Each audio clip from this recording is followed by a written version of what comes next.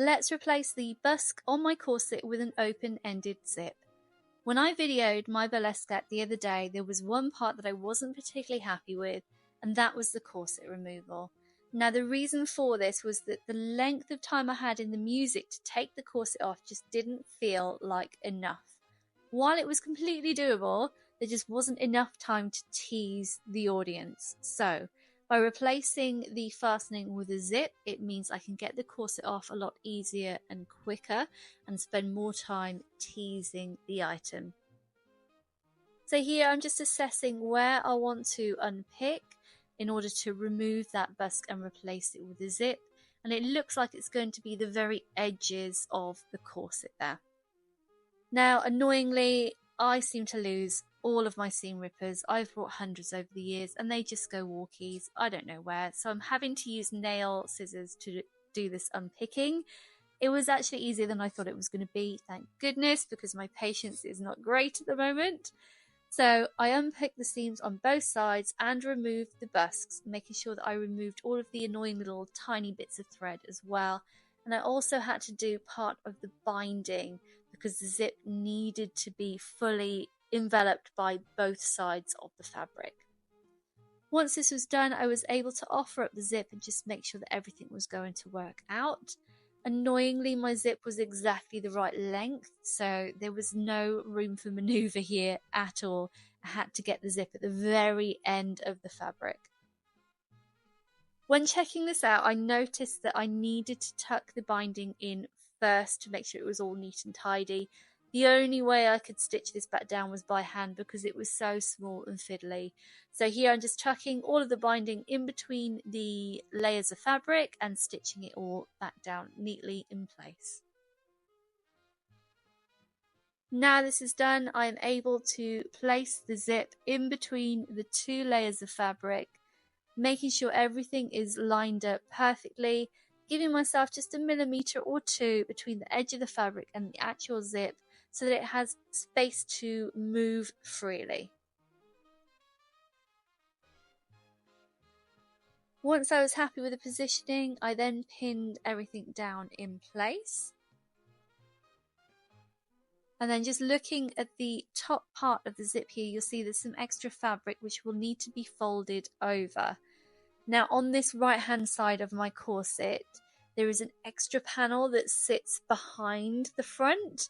So I was able to actually fold this edge over the top of that, whereas on the other side it would need to be sandwiched in between the two layers.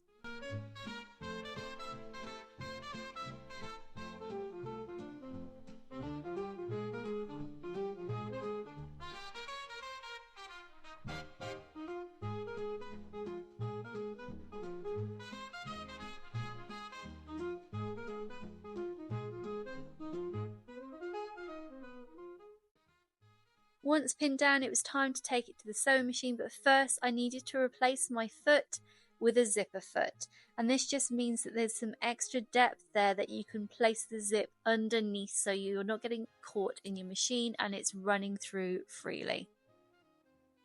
Now this is a really awkward item to sew because there's steel bones in the corset and it had to be placed this way round because the zip had to be on the left hand side in order to run through the zipper foot. So it was very awkward, very fiddly, but I got there in the end.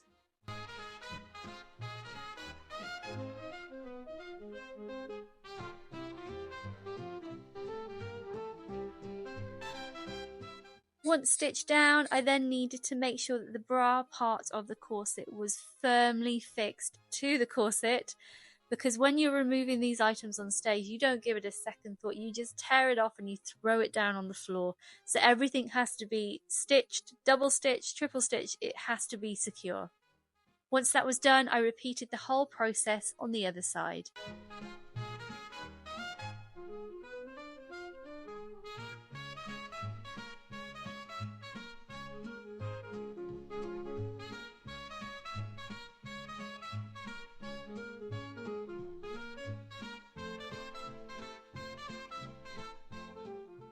And again, just making sure that that bra is securely fixed in place.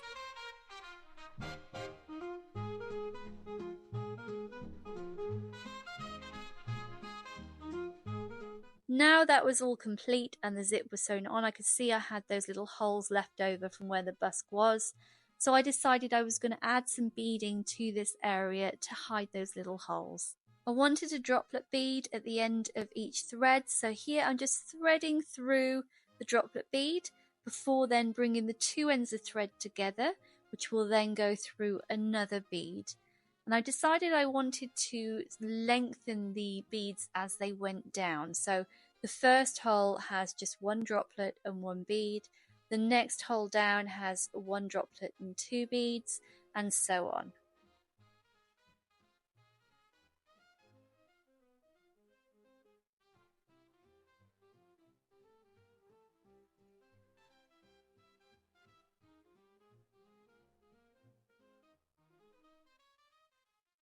All that's left to do now is to add a tassel to my zip so that it's quick and easy to find on stage.